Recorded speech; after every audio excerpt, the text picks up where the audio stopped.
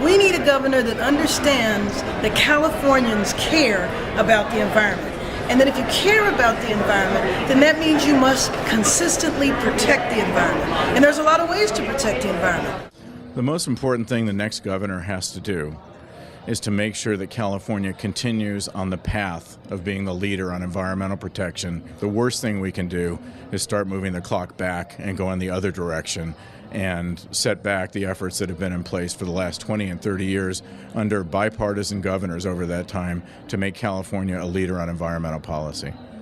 The states that have the strongest environmental laws are the ones who have the strongest economies. That's been demonstrated over and over again.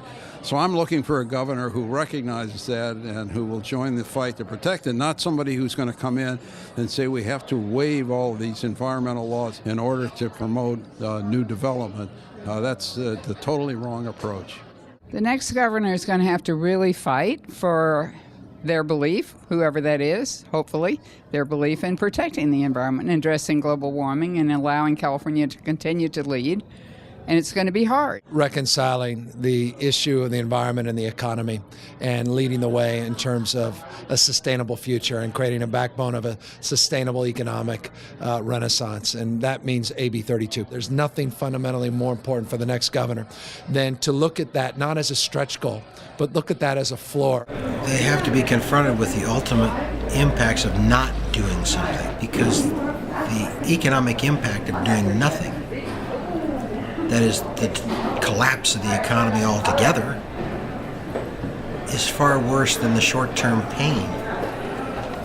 And it's not even clear the short-term pain is necessary if people are right that in the transition to a greener economy,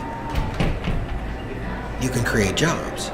Lead the way, not just for this state's economic future, but this country's economic fate and future, and for the world. Anybody running for public office should have a real understanding of what affected communities like Pacoima have to live with every single day in terms of the amount of diesel trucks that come in and out of our neighborhoods, factories and polluting industries, to really get a sense as to how unfair it is for our children to continue to live with this amount of environmental injustices.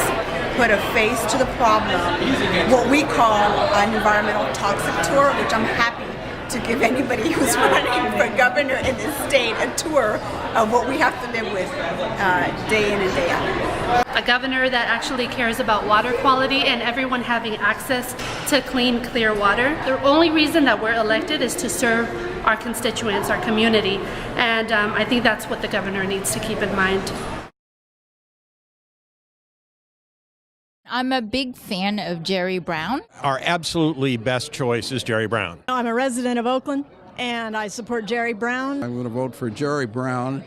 When it comes to a choice between Whitman or Jerry Brown's the guy.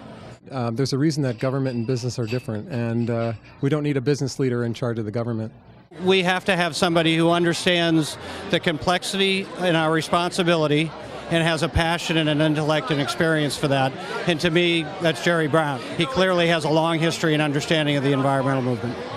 I think he understands the necessity, the urgency right now of being a green governor. Jerry Brown is a good person to adapt to the current problems, and he'll make, again, a great governor.